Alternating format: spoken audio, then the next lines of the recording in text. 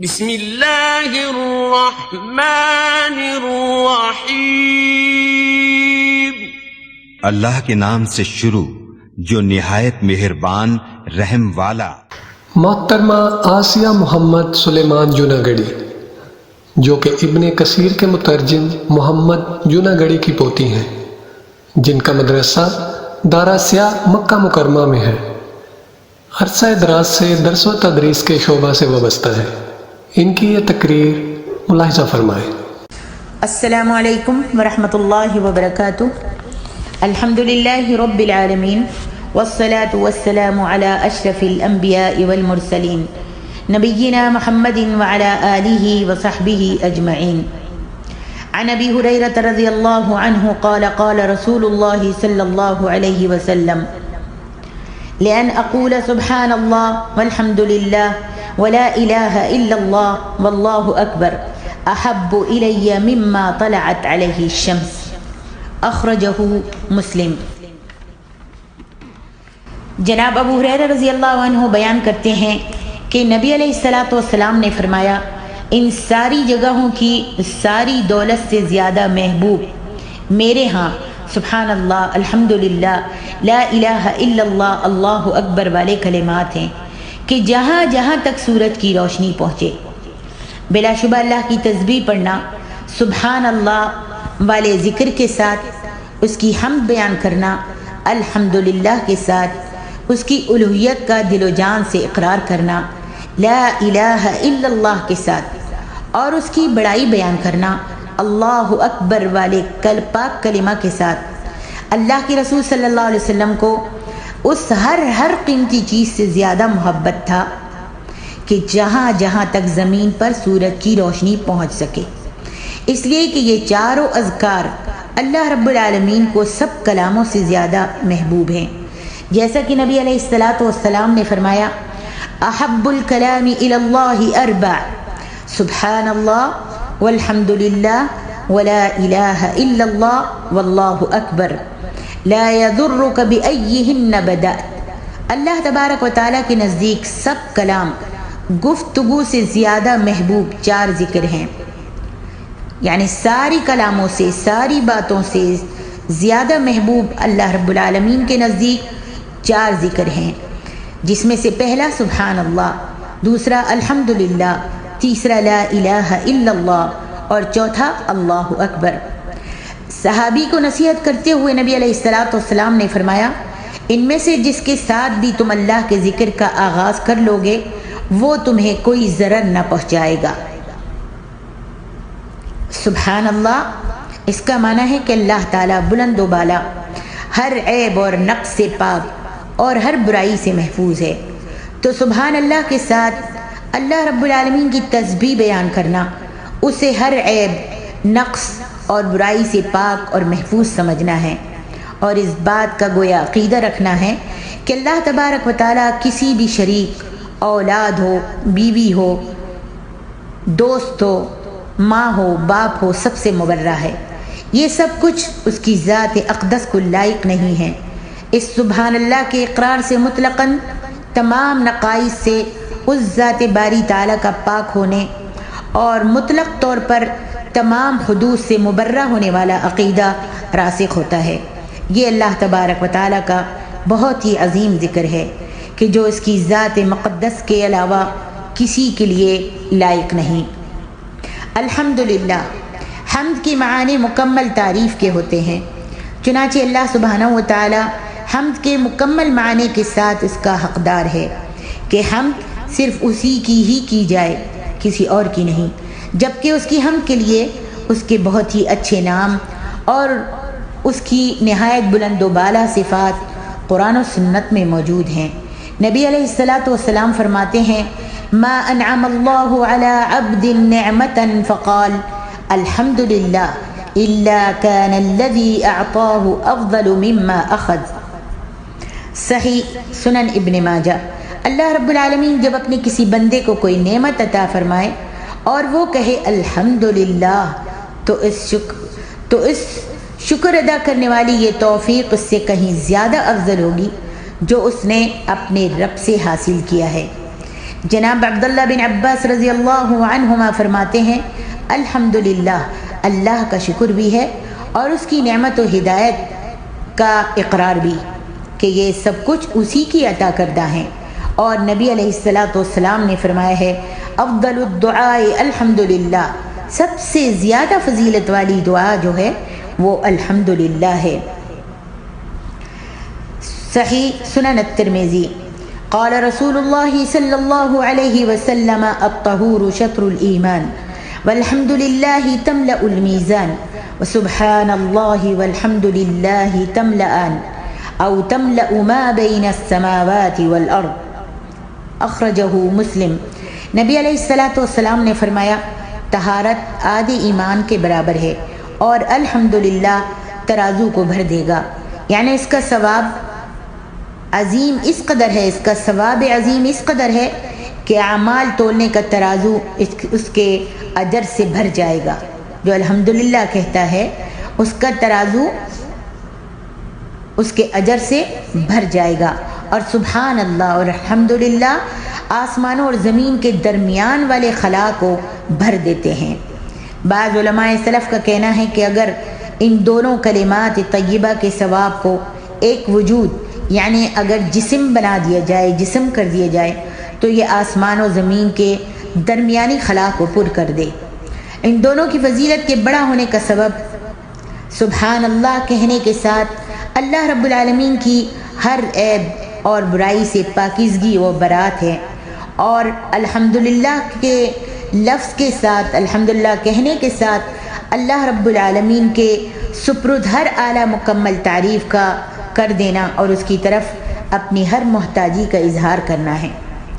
لا الہ الا اللہ، اس کلمہ طیبہ کا معنی ہے کہ اللہ بزرگ و برتر کے سوا کوئی معبود برحق نہیں ہے۔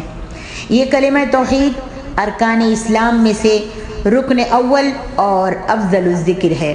نبی علیہ السلام کا فرمان گرامی ہے افضل الذکر لا الہ الا اللہ، سارے ذکر سے افضل ترین کلمہ طیبہ لا الہ الا اللہ ہے۔ دیکھیے صحیح سنن الترمذی، علماء سلف نے اس کا مفہوم بیان کرتے ہوئے فرمایا ہے اس کلمہ طیبہ میں دو خاصیتیں پائی جاتی ہیں۔ نمبر ایک، اس کلمہ مبارک کے تمام حروف جوفی حروف ہیں، اور یہ وہ حروف ہوتے ہیں کہ جن کا مخرج حلق کے کسی حصے کے بجائے نیچے دل والے حصے میں ہوتا ہے۔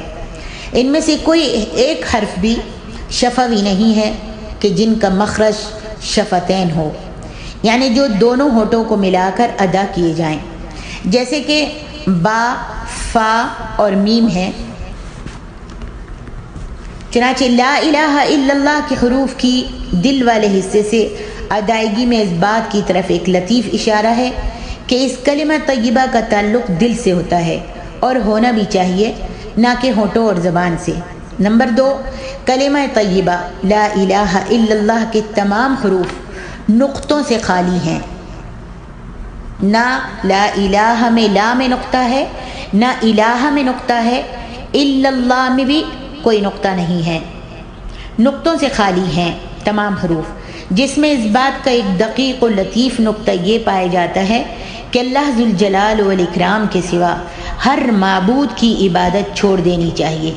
یعنی اس کلمہ مبارک کے مکمل حصے میں نہ کہیں اوپر کوئی نقطہ ہے، نقطہ اس کا حصہ ہے، نہ درمیان میں کوئی نقطہ ہے، اور نہ کہیں نیچے۔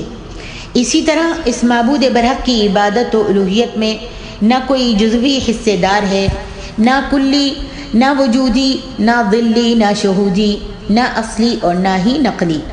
یہ کلمہ طیبہ نفی اور اثبات دونوں کا اظہار ہے، یعنی لا الہ میں اللہ ذوالجلال والاکرام کے سوا ہر کسی کی الوہیت کا انکار نفی ہے، اور الا اللہ میں صرف اور صرف ایک اللہ جل جلالہ کی الوہیت کا اثبات ہے۔ اللہ والے کلمہ حصر کے ساتھ الا اللہ ان تمام چیزوں، وجودوں، شہودوں اور موجودوں کی نفی کر دیتا ہے کہ جن کی اللہ سبحانہ و تعالیٰ کے سوا یا اس کے ساتھ ساتھ ان کی بھی عبادت و پوجا کی جا رہی ہو، جن کی بھی عبادت تو پوجا کی جا رہی ہو۔ اور یہ الا اللہ الا اللہ والا کلمہ مبارکہ عبادت و پوجا کو صرف ایک اللہ وحدہ لا شریک لہ کے لیے ثابت کر دیتا ہے کہ جو اپنی ذات اقدس کے لیے ہر قسم کی عبادت کا مستحق ہے۔ علماء نے عبادت کی 4 اقسام بیان کی ہیں۔ نمبر 1 قلبی عبادات، نمبر 2 لسانی عبادات، نمبر 3 جسمانی عبادات اور نمبر 4 مالی عبادات۔ اللہ تبارک و تعالیٰ نے تمام عبادات اپنے لیے ہی مخصوص کرنے کا حکم فرمایا ہے۔ سورۃ الانعام میں اللہ رب العالمین فرماتے ہیں، میرے نبی کہہ دیجئے قل ان صلاتی ونسکی ومحیای ومماتی للہ رب العالمین لا شریک لہ وبذلک امرت وانا اول المسلمین۔ کہہ دیجئے میری نماز، میری تمام عبادات، میری قربانی، میری نذر، میری منت، میری زندگی اور میری موت ایک اللہ رب العالمین کے لیے ہیں جس کا کوئی شریک نہیں۔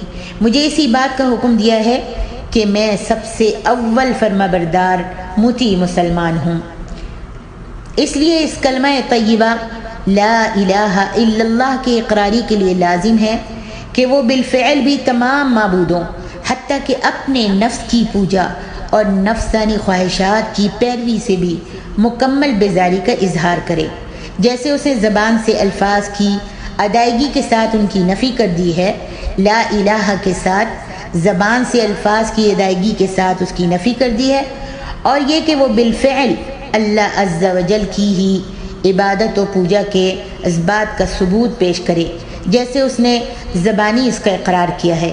اس لیے کہ اس کلمہ مبارکہ کا ہدف صرف زبانی اقرار نہیں ہے بلکہ ان معانی کے اصل مفہوم کی بالفعل تحقیق ہے۔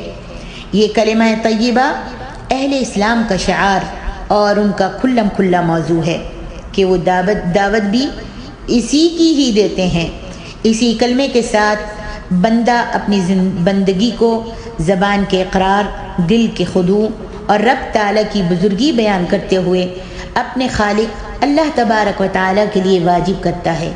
اسی کلمہ مبارکہ کے ساتھ کو مضبوطی سے تھامنے والے نفس سے انسانی روشن اور بڑے بڑے امور کی طرف مائل ہوتا ہے۔ اسی کلمہ مبارکہ کے ساتھ آدمی اپنے اسلام کا اظہار کر کے اللہ رب العالمین پر ایمان لانے والے، اس کی مضبوط رسی قرآن مجید کو مضبوطی سے تھامنے والے، اس کے حکم کی اطاعت کرنے والے، اس اللہ سبحانہ و تعالی پر مکمل بھروسہ کرنے والے اور اپنے ہر معاملے کو اس اللہ رب العالمین کے سپرد کرنے والے اہل ایمان کے ساتھ مل جانے کا اعلان کرتا ہے۔ اللہ اکبر۔ اس کلمہ مبارک کا معنی ہے اللہ اکبر۔ اس کلمہ مبارک کا معنی ہے کہ اللہ تعالیٰ ہر چیز سے بڑا ہے۔ علماء نے اس کلمے کے معنی میں کہا ہے کہ یہ کلمہ عربوں کے ہاں تعظیم و اجلال بیان کرنے کے لیے سب سے زیادہ بلیغ ہے۔ اللہ اکبر۔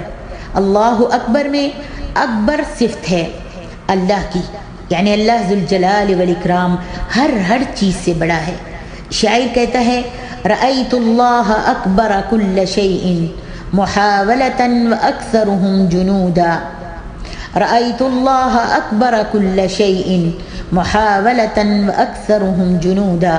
میں نے اس بات کو بذریعہ علم جان لیا کہ اللہ تبارک و تعالی تدبیر کرنے میں ہر چیز سے بڑا اور ہر طرح کے لشکروں میں اپنے علاوہ سب سے زیادہ کثرت رکھنے والا ہے۔